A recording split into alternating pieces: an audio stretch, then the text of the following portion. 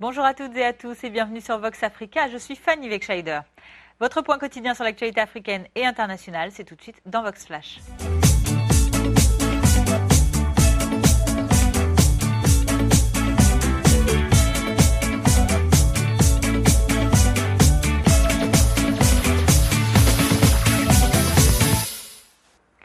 Ouvrons notre journal de ce jeudi 5 mai en Afrique de l'Ouest. La vie chère, notamment le coût de l'électricité, est au cœur des préoccupations quotidiennes des Ivoiriens. Lors de son discours pour la fête du travail ce week-end, le président de la Côte d'Ivoire, Alassane Ouattara, a tenté de rassurer ses concitoyens. Reportage de Parfait Adjo et de Didier Kindokwadio. Cherté de la vie, insécurité, mesures impopulaires, les travailleurs de Côte d'Ivoire ont exprimé lors de la célébration de la fête du travail le 1er mai à Abidjan leurs inquiétudes au président Alassane Ouattara. Excellence, la question de l'électricité de l'eau est beaucoup trop sensible pour qu'on laisse la CIE, la SODECI jouer avec le nerf des populations et des Ivoiriens. Avec des prix qui grimpent tous les 2 mois, des prix qui n'ont rien de social et qui au contraire aggravent l'inflation que la baisse du coût de carburant n'arrive pas encore à juguler. Ou alors, Excellence, c'est l'État lui-même qui veut reprendre de la main gauche ce qu'il a donné de la main droite. Excellence, Monsieur le Président, la réforme du permis de conduire. On nous demande de payer 10 100 francs. Excellence, c'est pourquoi à justice ou à tort, certains d'entre nous pensent que c'est une manœuvre cosmétique pour faire passer de la pommade d'un racket organisé. La criminalité urbaine qui enfle chaque jour que Dieu fait, notamment la recrudescence du phénomène des microbes, des coupeurs de route. Les prix des denrées alimentaires de grande consommation, l'électricité, l'eau, le téléphone, le transport, sont anormalement élevés au point que les travailleurs ne peuvent plus faire face aux charges, les leurs. En réponse aux préoccupations des centrales syndicales, M. Ouattara a promis d'améliorer les conditions de vie des travailleurs et pris plusieurs décisions allant dans le sens de l'apaisement du climat social. L'augmentation du pouvoir d'achat des Ivoiriens et la lutte contre la vie chère sont des préoccupations permanentes. Donc j'ai décidé de l'annulation pure et simple de l'augmentation de janvier 2016. Il y a un certain nombre de dispositions à prendre pour rendre notre système de délivrance des permis moderne. Et c'est ce que j'ai demandé au Premier ministre. Et donc, en attendant, je décide la suspension de cette opération. Alassane Ouattara a-t-il expressément omis le phénomène des microbes, ces adolescents qui s'attaquent à l'âme blanche aux populations à Abidjan? En tout cas, les travailleurs n'attendaient pas moins une réponse après l'avoir maintes fois évoquée. Toutefois, pour le chef de l'État ivoirien, des efforts sont entrepris pour renforcer la sécurité de ses concitoyens. Toujours en Afrique occidentale, après le Mali mardi, le ministre français des Affaires étrangères Jean-Marc Ayrault et son homologue allemand Franz-Walter Steinmeier ont achevé leur visite au Sahel hier au Niger. Au programme des discussions, le développement, mais surtout la lutte contre le terrorisme ou encore les questions de migration, des thématiques qui intéressent aussi bien les pays du Sahel que l'Europe, comme l'ont d'ailleurs rappelé les chefs de la diplomatie européenne tout au long de leur visite. Sans faire d'annonce particulière, M. Ayrault et Steinmeier ont tout de même affiché leur volonté d'accompagner les pays du G5 Sahel dans ces défis. Poursuite des recherches au Kenya. Le bilan de l'effondrement vendredi dernier d'un immeuble de Nairobi est désormais passé à 26 morts. 3 nouveaux corps ont en effet été découverts dernièrement dans les décombres du bâtiment. Un bilan qui pourrait toutefois encore s'alourdir. Près de 80 personnes sont toujours portées disparues.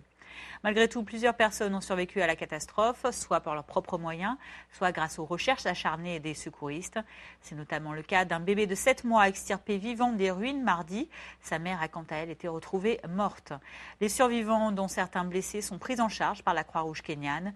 Rassemblés dans un local de la capitale, ils racontent l'effondrement de l'immeuble, mais craignent toujours le pire pour leurs proches qui manquent toujours à l'appel. Et je vous propose d'écouter ces quelques témoignages de survivants ainsi que de proches de personnes disparues. Je suis ici parce que mon petit-fils et mon fils sont encore coincés. Avec eux, j'ai 5 membres de ma famille qui sont toujours portés disparus et on ne sait pas où ils sont. C'est pour cela que nous sommes ici, parce qu'on ne sait pas par où commencer. Ils sont toujours portés disparus et on ne sait pas s'ils sont en vie ou morts, parce qu'on nous dit que les secouristes ont pu entendre des gens parler au premier étage de l'immeuble. On prie Dieu pour qu'au moins 1 ou 2 puissent sortir en vie. Je n'arrive pas à dormir la nuit. Tout est encore très clair dans mon esprit, parce qu'avec une de mes amies, on devait être sorti de l'immeuble avant qu'il ne s'effondre. Mais elle est retournée à l'intérieur pour récupérer quelque chose. Elle est toujours portée disparue. Elle et toute sa famille. Je me sens si coupable. Avant tout, je veux remercier Dieu, parce que je ne savais pas si j'allais m'en sortir. Quand j'étais dans les décombres, ma gorge est devenue toute sèche à cause de la poussière. Je ne pouvais rien voir non plus. Mais après avoir retiré la poussière, je ne pouvais voir que d'un œil. Je me suis dit, oh mon Dieu, c'est tout ce que j'ai dit. Et après, j'ai réussi à rassembler assez de force pour me frayer un passage à travers les décombres et sortir de l'immeuble. Rien ne va plus dans l'économie du Zimbabwe. Les autorités ont annoncé aux populations de nouvelles restrictions pour l'envoi et le retrait d'argent au guichet bancaire. Les banques à court d'argent dans le pays plafonnent les retraits à 1 000 $. Explication du gouverneur de la Banque fédérale et réaction de la population. Le montant maximum d'espèces qui peut être sorti du pays a été abaissé de 5 000 à 1 000 $. Cela représente 1 000 € ou 20 000 rands. Le problème auquel nous faisons face montre que le système de multidevises ne fonctionne pas. Comme vous le savez, sous ce système, nous sommes censés utiliser 9 devises. Actuellement, nous n'en utilisons qu'une, qui est le dollar américain. Les banques ne déboursent pas assez de cash. Cela fait presque 5 heures qu'on attend. Les banques donnent des montants limités à 400 $. À partir de maintenant, je vais garder mon argent chez moi parce que c'est compliqué dans les banques et on a perdu confiance en elles. Et autre difficulté traversée par le Zimbabwe, la sécheresse. Le pays, comme d'autres en Afrique australe ou orientale, fait face à d'un des plus graves épisodes de sécheresse de son histoire. Une situation aggravée par le phénomène climatique El Niño depuis plusieurs mois déjà et qui place plus d'un quart de sa population en insécurité alimentaire. Conséquence, l'autorité des parcs nationaux du Zimbabwe a décidé de mettre en vente certains de ces animaux sauvages. Double objectif, éviter que ces bêtes ne meurent de soif et de faim, mais aussi collecter des fonds pour abreuver les animaux qui restent dans ces parcs naturels. Une publicité parue dans un journal national invite d'ailleurs les gens qu'ils peuvent à acheter et s'occuper de ces animaux sauvages. Frontalier du Zimbabwe, le Botswana. C'est dans ce pays d'Afrique australe qu'a été découvert l'Essedi La Rodin, le plus gros diamant brut du monde, découvert depuis plus de 100 ans. Depuis, la précieuse pierre a voyagé aux États-Unis où elle a été présentée à New York. Elle sera ensuite mise en vente le 29 juin dans la capitale britannique Londres par la maison d'enchères Sotheby's. La valeur de cette gemme extraordinaire est estimée à plus de 70 millions de $. Sa découverte date d'il y a 9 mois par la société d'extraction Lucara, un beau bébé donc d'un poids de 1109 carats.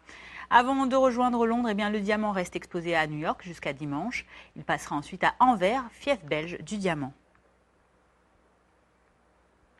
Pour le président international du département bijoux de Sotheby's, qui a dévoilé la pierre hier, c'est la première fois qu'un diamant brut de cette taille est exposé aux enchères. Écoutons. Regardez, c'est une pièce extraordinaire. La taille pure. C'est difficile à comprendre. Aucun diamant de cette taille n'a été mis aux enchères publiques. Il sera en vente à Londres le 29 juin et nous l'estimons à 70 millions de $. Ceux qui s'y connaissent en diamants savent que la taille pure de cette pièce est incroyable. Je tremblais la première fois que je l'ai vue. Nous avons vendu à Sotheby's tellement de diamants importants, historiques, larges et magnifiques. Mais avoir le roi des diamants, c'est incroyable. Toujours à l'international, la procédure de destitution de la présidente brésilienne se poursuit. Hier, le Sénat brésilien a recommandé la procédure d'impeachment de Dilma Rousseff. Le sénateur en charge du rapport de la commission spéciale sur cette mesure, Antonio Anastasia, s'est prononcé pour l'ouverture de la procédure en séance plénière. La mesure, déjà approuvée le 17 avril dernier par une majorité écrasante de députés, a été appuyée par ce rapport de 126 pages remis par M. Anastasia. Pour rappel, l'opposition brésilienne réclame le déclenchement d'une procédure de destitution parlementaire de la présidente. Elle accuse le gouvernement d'avoir maquillé les comptes publics en 2014 pour minimiser l'ampleur de la crise et pour favoriser la réélection de Mme Rousseff. Retour en Afrique pour refermer ce journal. Le musicien congolais Papa Wemba repose désormais en paix. Hier, des milliers de personnes ont rendu leur tout dernier adieu au roi de la rumba en République démocratique du Congo et avant son inhumation. Une messe de requiem a d'abord été rendue dans la matinée dans la cathédrale de Kinshasa. Un office retransmis aussi sur plusieurs écrans géants à l'extérieur de la cathédrale. Le cortège s'est ensuite poursuivi en direction du cimetière de la nécropole entre ciel et terre, situé à environ 60 km du centre-ville de Kinshasa. Papa Wemba, nous vous le rappelons, s'est éteint à 66 ans en plein concert dimanche 24 avril. Il participait au festival des musiques urbaines d'Anoumabo en Côte d'Ivoire. Depuis, Papa Wemba a fait l'objet de nombreux hommages, chacun voulant saluer la star. Je vous propose d'écouter ses dernières réactions. Je me fais le devoir, en votre nom, de remercier son Excellence, Monsieur le Président de la République, pour la mise à disposition d'un site de 1 hectare devant être aménagé par le gouvernement de la République pour accueillir le corps de Papa Wemba. Je confirme également que la ville de Kinshasa y construira un mausolée à l'honneur et à mémoire de notre icône. Papa Wemba restera bravé dans nos cœurs. Donc nous serons toujours avec lui, nous allons toujours écouter ses chansons, mais la chose qui nous va inquiéter, nous n'allons plus les voir physiquement sur la scène. Sauf que nous allons simplement écouter ces chansons, mais c'est un modèle que nous devons tous suivre. Voilà, c'est la fin de ce Vox Flash du jeudi 5 mai. Merci à vous de l'avoir suivi. Rendez-vous demain vendredi avec grand plaisir pour votre point quotidien sur l'actualité. En attendant, passez une excellente journée sur Vox Africa.